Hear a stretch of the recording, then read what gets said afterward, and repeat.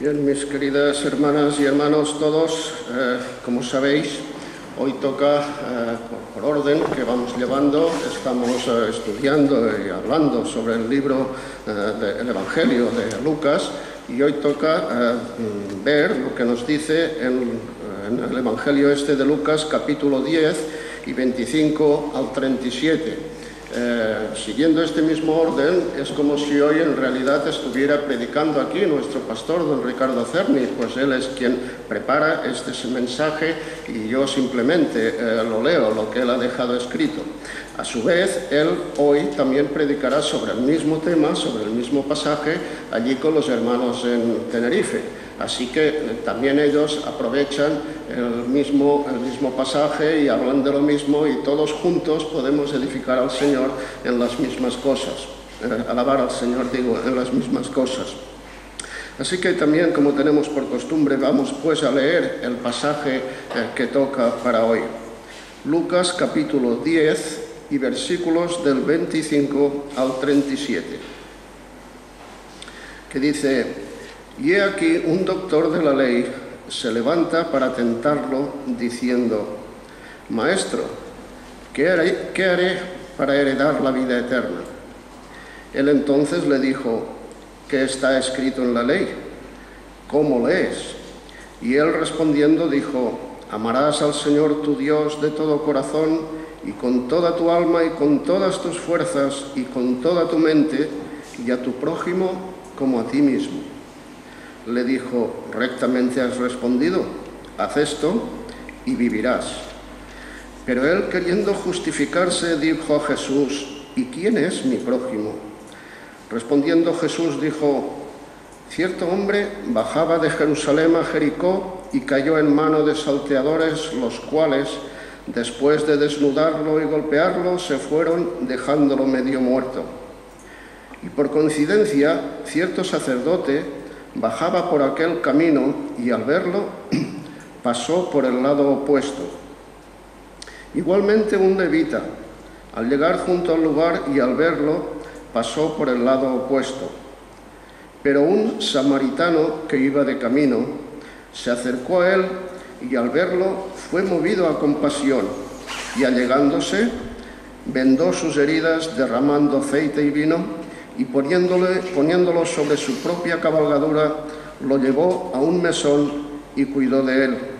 Y al día siguiente, al partir, sacó 2 denarios, los dio al mesonero y le dijo: cuídalo, y todo lo que gastes de más, yo te lo pagaré cuando regrese. ¿Quién de estos 3 te parece que llegó a ser prójimo del que cayó en mano de los salteadores? Y él dijo: el que hizo misericordia con él.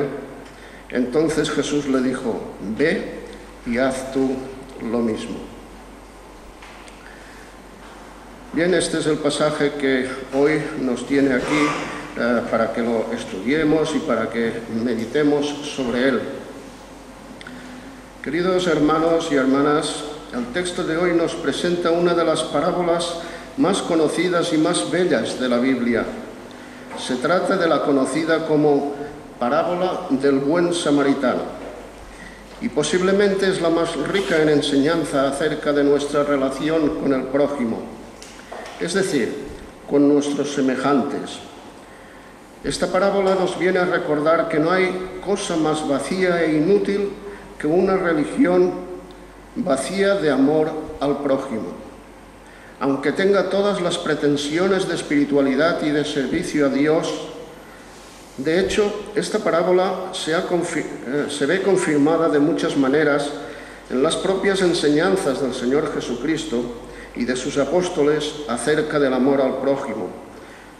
Por lo que se refiere a las enseñanzas de Jesús, basta con recordar el Sermón del Monte y su famosa regla de oro.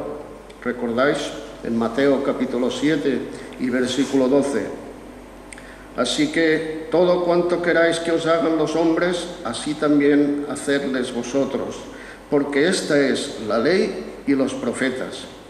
Y en cuanto a los apóstoles, el mejor ejemplo de esta verdad lo podemos ver en las cartas del apóstol Juan, cuando en su primera carta, capítulo 4 y versículo 20, dice: si alguno dijera, amo a Dios y aborrece a su hermano, es mentiroso, porque el que no ama a su hermano a quien ha visto, ¿cómo puede amar a Dios a quien no ha visto?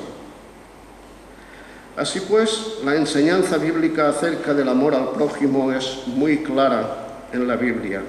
También en el Antiguo Pacto, en el Antiguo Testamento, encontramos esa misma enseñanza cuando se habla de proteger a viudas y huérfanos,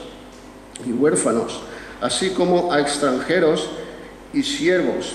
El Antiguo Testamento, en la ley de Moisés, no solo nos manda amar a Dios cuando dice en Deuteronomio 11:1, amarás pues a Yahvé tu Dios y guardarás siempre su precepto, sus decretos y sus mandamientos, sino que también habla del amor al prójimo en pasajes como, por ejemplo, Levítico 19, 13 al 18.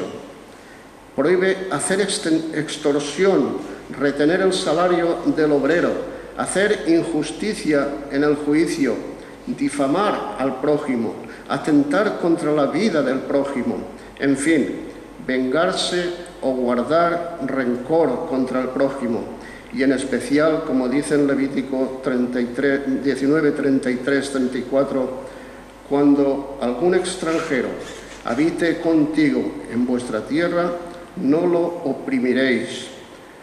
Como a uno nacido entre vosotros os será el extranjero que resida con vosotros.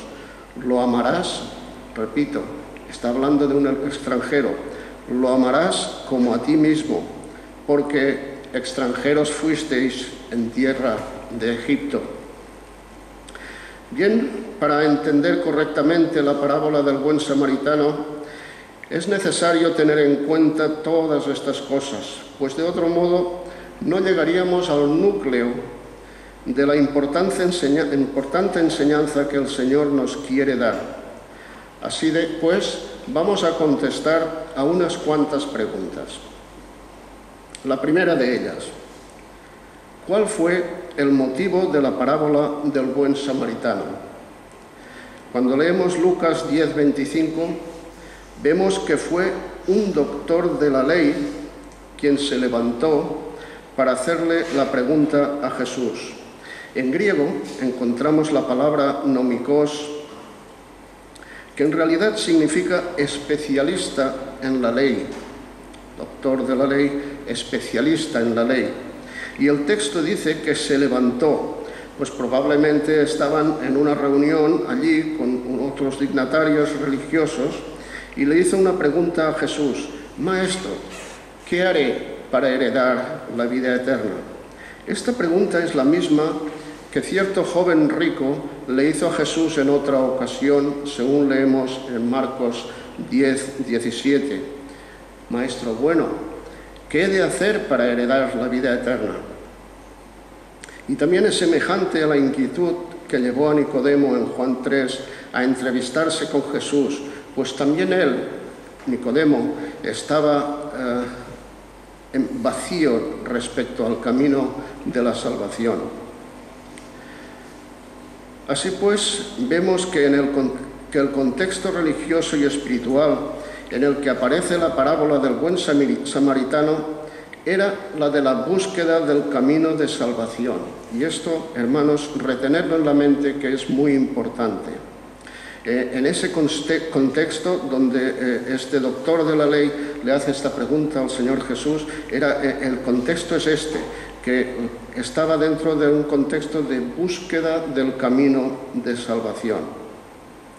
En general, los judíos tenían un gran interés en conocer el camino de la salvación, pero en su gran mayoría estaban equivocados, como ya se vio cuando acudieron al bautismo de Juan, pensando que era una ceremonia religiosa que les podía limpiar de sus pecados, por ejemplo.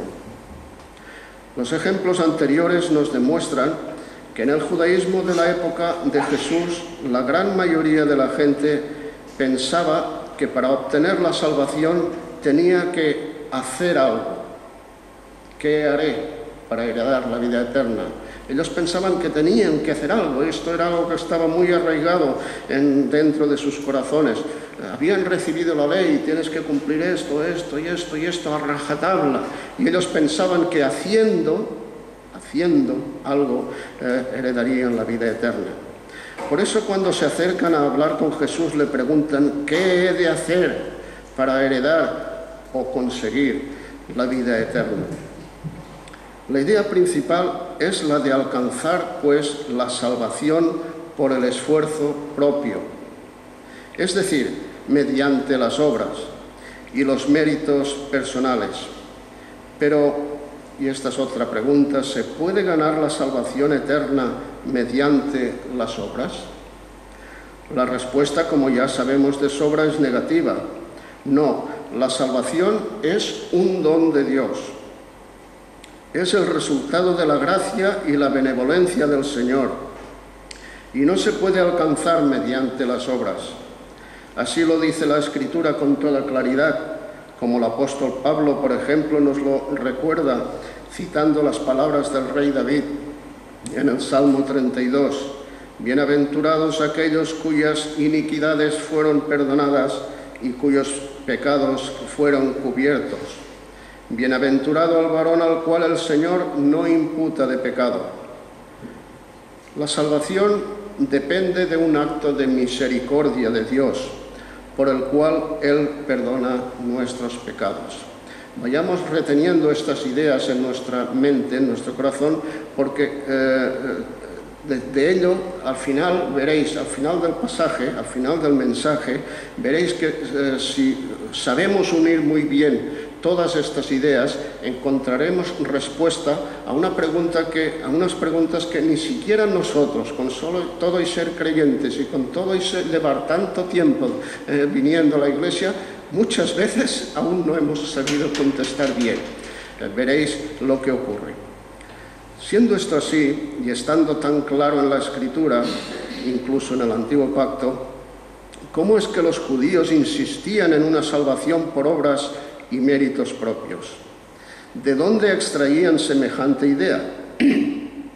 La respuesta es que esa idea también está en la Biblia. Sí, la Biblia nos enseña que si alguna persona fuera capaz de cumplir todos los mandamientos de la ley, sería salva, y Dios no le acusaría de ningún delito. Esto está escrito cada vez que se trata del antiguo pacto, de la ley de Moisés, porque en ella se presenta la recompensa a la obediencia. Como vemos en muchos pasajes, guardaréis pues las palabras de este pacto y las pondréis por obra para que prosperéis en todo lo que hiciereis. Deuteronomio 29:9. Y más adelante en Deuteronomio 30:15 dice: mirad, yo he puesto delante de ti hoy la vida y el bien, la muerte y el mal, porque yo te mando hoy que ames a Yahvé tu Dios, andando en sus caminos y guardando sus mandamientos, estatutos y decretos, a fin de que vivas, etcétera, etcétera. A primera vista parece que la vida y la felicidad dependen de las obras de obediencia a la ley, ¿verdad? Y cuando leemos la carta a Santiago, ya en el Nuevo Pacto, parece como si las obras fueran la causa de nuestra salvación. ¿No fue justificado por las obras nuestro padre Abraham cuando ofreció a su hijo Isaac sobre el altar? Y seguimos viendo que esa es la primera impresión que nos da. En el Antiguo Pacto así parecía, que por las obras de la ley se podía vivir, obedeciendo por las obras, se podía obtener la salvación. Parece que Santiago en el Nuevo Testamento parece decir lo mismo. ¿No fue justificado por las obras nuestro padre Abraham cuando ofreció a su hijo Isaac sobre el altar? Los anteriores textos y otros muchos, donde parece que se dice que las obras del hombre son lo que asegura la salvación, se han de entender a la luz de todo el contexto bíblico. La realidad es que, como dice el apóstol Pablo, la ley a la verdad es santa y el mandamiento santo, justo y bueno. Y además, si alguien fuera capaz de cumplirla a la perfección, os digo, hermanos, sería salvo. Si alguien fuera capaz de cumplirla a la perfección, sin faltar en un solo punto, sería salvo. Porque originalmente Adán y Eva tuvieron la capacidad de cumplir el mandamiento de Dios, solo que se decantaron por el pecado. Pero tuvieron esa capacidad. Pero eso es imposible por causa de la caída, de manera que el pecado original transmitido por Adán a todo el género humano nos ha incapacitado radicalmente para hacer el bien en su grado de perfección. Dice el apóstol Pablo: no hay justo ni aún uno. No hay quien haga lo bueno, ni siquiera uno. Romanos capítulo 3. Volvamos ahora a la historia del buen samaritano. Un judío experto en la ley de Moisés le pregunta a Jesús: Maestro, ¿qué haré para heredar la vida eterna? Lucas 10:25. En esta pregunta el doctor de la ley da por supuesto que la vida eterna se consigue haciendo algo y que eso lo debe hacer él mismo. Su idea de la salvación era completamente una cuestión de obras. Ya hemos dicho que la ley es buena y santa y que si nosotros fuéramos capaces de cumplirla a la perfección, nos llevaría directos al reino de Dios. Pero eso, hermanos, hoy os lo digo, es imposible. Vosotros lo sabéis también. La función de la ley después de la caída es muy diferente. La ley sirve, sobre todo, para darnos conciencia de nuestro pecado. En general, el pueblo judío no entendía ni aceptaba esa verdad. Casi todos pensaban que la ley estaba para obedecerla y así ganar la vida eterna. Por eso San Pablo dedica una gran parte de las cartas a Romanos y Gálatas para explicar esta importante diferencia. Además, la ley de Moisés ha caducado en gran parte, pues ni las ceremonias, ni los sacrificios, ni muchos otros preceptos son aplicables después del sacrificio expiatorio de Cristo. Ya. Y hay otra cosa. En cualquier caso, la ley de Moisés se resume en los dos célebres mandamientos de amar a Dios y amar al prójimo. Esa es la esencia de la ley. El doctor de la ley que interpeló a Jesús pensaba que la ley era el camino de la santificación. Si quería ser salvo, debía cumplir la ley a rajatabla. Así pensaba también Pablo antes de su conversión, afanándose al hacer méritos, al ir acumulando méritos para alcanzar el reino de Dios. Por otra parte, la pregunta de aquel doctor de la ley tenía una intención maligna, no lo olvidemos. Lo que pretendía era poner a Jesús en un aprieto. Aquel judío sabía que Jesús interpretaba la ley de manera diferente en muchos puntos, como en el tema del día de reposo, por ejemplo. Ya lo habían oído hacía unos días hablar sobre este tema. Lo que pretendía era hacer caer a Jesús en una trampa. Y esto nos lleva, hermanos, a la segunda pregunta que debemos hacernos acerca de este tema. ¿Cuál es el camino de salvación, de la salvación? Bien, hermanos, vamos a analizar ahora los dos puntos más importantes de esta historia, a saber, el camino de la salvación y la posibilidad o imposibilidad de salvarse por el cumplimiento de la ley. A la pregunta del doctor de la ley, Jesús contestó con otra pregunta. Su manera de enseñar era así de participativa. Jesús estimulaba a sus interlocutores a que ellos mismos encontraran la respuesta. Este método lo usa también en Lucas capítulo 6 y versículo 9. Os pregunto, ¿es lícito en el sábado hacer el bien o hacer el mal, salvar una vida o destruirla. De aquella manera Jesús forzaba a sus interlocutores a implicarse y a revelar su pensamiento. En otras palabras, les cortaba la retirada, pues les obligaba a pronunciarse, y así lo hizo también en aquella ocasión con el doctor de la ley. Le contestó a su pregunta con otra pregunta: ¿qué está escrito en la ley? ¿Cómo lees? Le dijo el Señor estas preguntas. Él sabía de sobras lo que la ley decía, Jesús me refiero, pero quería que el propio doctor de la ley lo dijera, que se implicara y él mismo respondiera a estas preguntas. Entonces éste contestó: amarás al Señor tu Dios de todo corazón y con toda tu alma y con todas tus fuerzas y con toda tu mente, y a tu prójimo como a ti mismo. Es decir, el propio doctor de la ley sabía que el resumen de la ley de Moisés se encerraba en la palabra amar.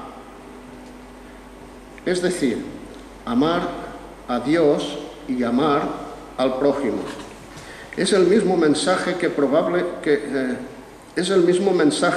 que encontramos en las cartas del apóstol Juan. Hasta aquí todo era correcto. El problema radicaba en que las mismas palabras tenían diferente interpretación para Jesús que para el doctor de la ley.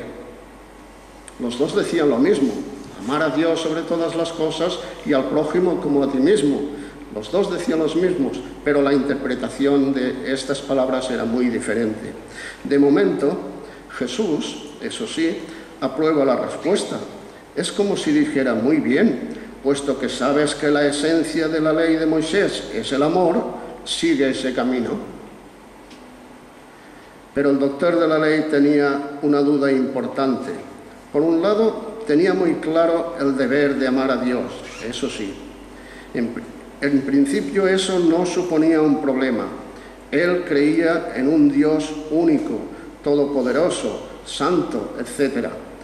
Pero la palabra prójimo le resultaba algo complicada, o quizá buscaba en ella una salida para cumplir a medias en aquel gran mandamiento de amar al prójimo.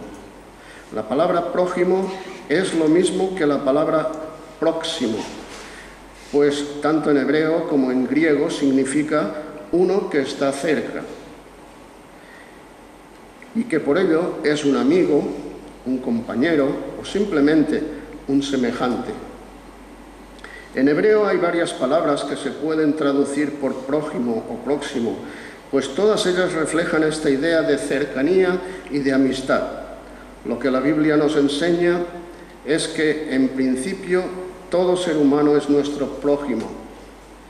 No importa su raza, su lengua, su condición social, sus costumbres y ni siquiera su religión, por extraño que parezca, pues incluso en el Antiguo Pacto se insta a Israel a amar a los extranjeros que habitaban en su territorio, aunque practicaran otra religión. Como ya hemos visto en Levítico 19, 33 y 34, esto no impide que consideremos de manera diferente a quienes son enemigos de la sociedad o de la Iglesia, aunque no para odiarlos, por supuesto, sino para amarlos de forma correctiva. Es decir, para aplicarles la justicia y conducirlos al arrepentimiento. Ante este problema, el doctor de la ley pide una explicación a Jesús. ¿Y quién es mi prójimo? En esa pregunta podemos ver que aquel hombre tenía una idea muy superficial de esto, del prójimo. Sin duda, al igual que los otros judíos, él entendía que su prójimo era únicamente el que pertenecía a su propia nación, a su propia religión y a su propia cultura y lengua. Además, conviene recordar que los judíos de los tiempos de Jesús tenían una fuerte prevención y desprecio hacia varios grupos, no lo olvidemos. En primer lugar, hacia los publicanos. que eran los recaudadores de impuestos a favor de los invasores romanos. Así, por lo tanto, los judíos tenían mucha prevención en cuanto a los publicanos. En segundo lugar, hacia las capas inferiores de la sociedad, donde se encontraban, por ejemplo, las prostitutas, los delincuentes.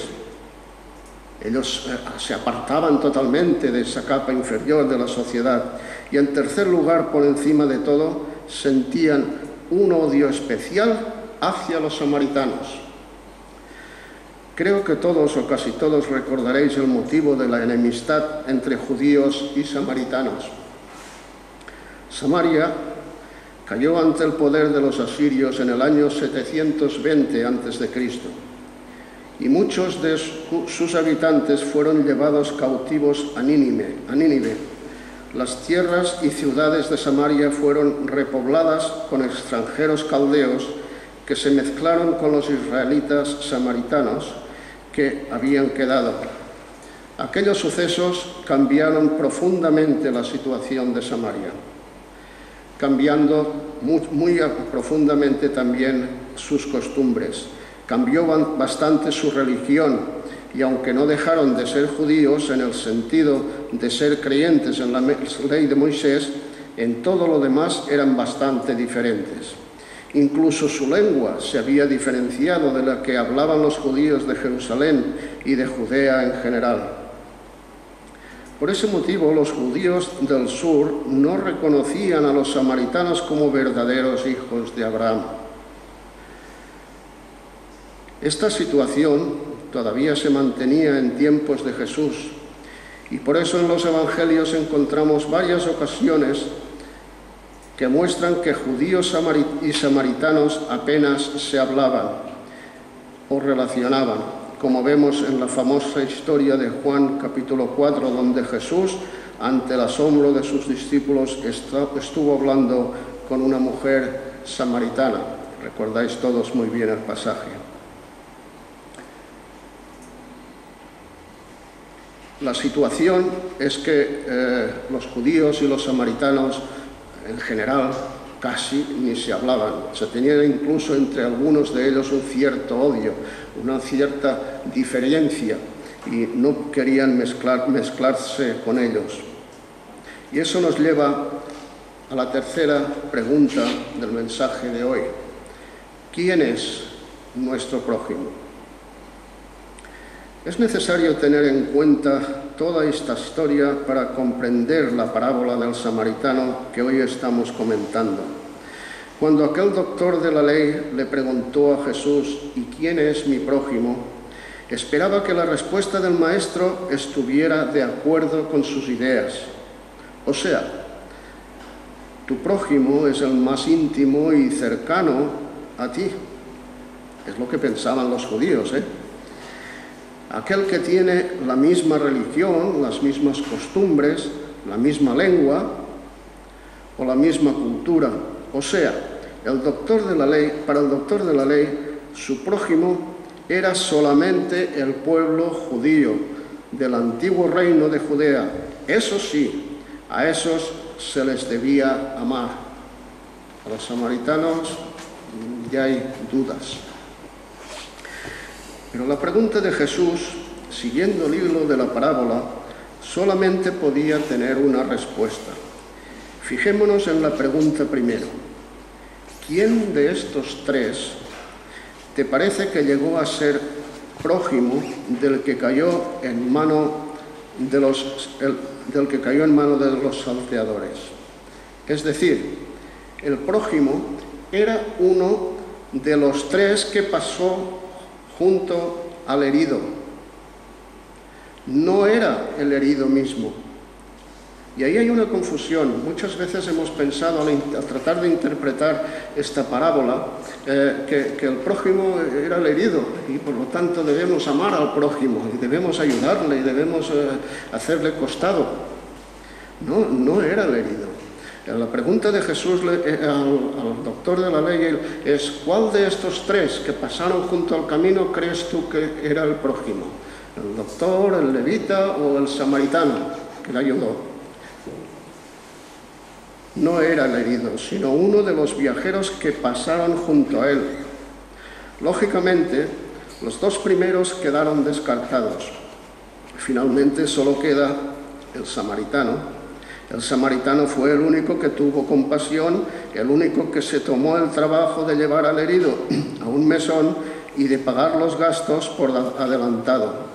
El samaritano sabía muy bien que estaba en territorio de judíos y que la casi totalidad de la gente que pasaba por aquel camino entre Jerusalén y Jericó eran judíos.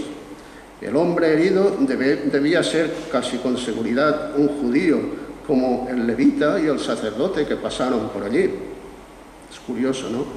El levita y el sacerdote, que también eran judíos, pasaron por allí y no ayudaron, ni siquiera al judío, al herido, que también era un judío. La respuesta del doctor de la ley solamente podía ser una. El prójimo era el samaritano, y acertó. Si ponemos juntas la primera pregunta del doctor de la ley y su respuesta al final de la parábola, podremos ver cuál era el propósito que buscaba Jesús. La respuesta de Jesús, como ya hemos adelantado antes, fue una bella parábola. Es la parábola que hemos leído al principio. Pero atención, la mayoría de la gente no se fija en el texto lo suficiente y no alcanza a ver el verdadero sentido de aquella historia, de aquella parábola. En la mayoría de los casos, la interpretación que se hace de esa historia es que el pobre hombre que había sido asaltado por los ladrones es el prójimo. O sea, nuestro prójimo sería entonces cualquier pobre, desgraciado, herido y necesitado que debemos prestar ayuda, al que debamos prestar ayuda. Según esta interpretación, el foco apunta al hombre herido y la historia tendría como enseñanza el deber de ayudar y socorrer a los necesitados. Pero si nos fijamos bien en el final de la parábola, veremos que Jesús no se refiere a las buenas obras, las cuales, por supuesto, también debemos predicar, claro que sí, y practicar. Jesús apuntaba hacia otro problema. El hombre caído y herido no es el verdadero protagonista. Los personajes principales son, por una parte, aquellos que pasaron junto al herido y no hicieron caso. Entre ellos había un levita y un sacerdote, nada menos. Los representantes de la religión oficial, los dos pasaron de largo. Jesús presenta a estos dos personajes como seres sin corazón, sin compasión, ni interés por el hombre herido. Precisamente para el doctor de la ley, aquellos serían su prójimo, ¿verdad que sí? Eran los de su propia raza, religión, casta, sus amigos, porque eran sus paisanos, igual que él, de la misma religión, de la misma cultura y la misma lengua. Pero tal como Jesús plantea la parábola, aquellos no podían ser el prójimo del herido. El prójimo era el samaritano. Por lo tanto, la lección de Jesús no era solamente acerca del deber de ayudar a los desvalidos y necesitados, que eso hay que hacerlo, por supuesto, sino acerca de amar al prójimo, es decir, de amar al samaritano. Esa es la verdadera enseñanza de esta parábola. A aquellos que, como los samaritanos, no están en nuestro círculo habitual de amigos, parientes, paisanos, etc., con los que nos encontramos más a gusto, entre los nuestros. Amar al prójimo significa también amar a aquellos que no son iguales que nosotros, que no hablan igual que nosotros, que no tienen la misma cultura, etc. Esta es la misma lección que el Señor dio en el Sermón del Monte. Voy a leeros al efecto un texto que está en Mateo capítulo 5, versículos 43 al 48. Es una porción de este Sermón del Monte. Oísteis que fue dicho, amarás a tu prójimo y aborrecerás a tu enemigo. Pero yo os digo, amad a vuestros enemigos y orad por los que os persiguen, para que seáis hijos de vuestro Padre que está en los cielos, que hace salir el sol sobre malos y buenos, y hace llover sobre justos e injustos. Porque si amáis a los que os aman, ¿qué galardón tenéis? ¿Acaso no hacen también lo mismo los publicanos?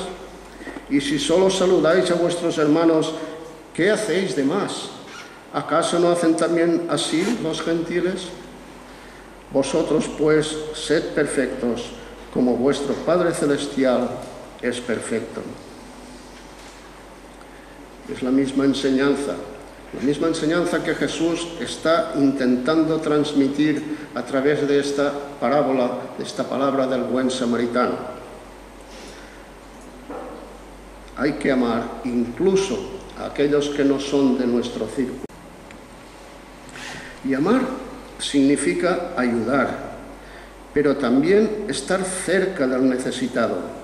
Y aquí mi última reflexión es que en esta parábola encontramos un buen argumento a favor de la evangelización, porque no se trata de ayudar a los necesitados solamente en sus necesidades materiales y físicas, que también, sino sobre todo en sus necesidades espirituales, en su necesidad de encontrar a Jesucristo. No sé si muchas veces pensamos en esto como uno de nuestros objetivos como hijos de Dios y si lo ponemos muy en práctica.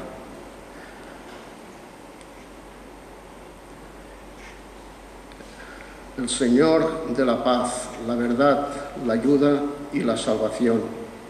Nosotros debemos dar testimonio a los que están a nuestro alrededor. Por supuesto son personas diferentes a nosotros, ya lo sé, porque no son creyentes. Pero debemos tener compasión de ellos y debemos acercarnos como el samaritano se acercó a aquel herido y darles el oportuno socorro. Hermanos, tomemos ejemplo de aquel samaritano que, aun sabiendo que no era bien recibido en aquella tierra y que era incluso despreciado, no se apartó del camino, sino que fue presuroso a ayudar al necesitado. Hoy, en la sociedad en que vivimos, los cristianos también somos despreciados, cada vez más, y en muchos lugares incluso perseguidos. También lo somos muchas veces, pero a pesar de ello, mis queridas hermanas y mis queridos hermanos, debemos perseverar en proclamar el Evangelio de Jesucristo, también a estos que no son nuestros semejantes, son nuestro prójimo, y por lo tanto hay que llevarles el Evangelio del Señor Jesucristo. Pues esto es el único remedio contra las heridas mortales del pecado. Que el Señor os bendiga. Amén.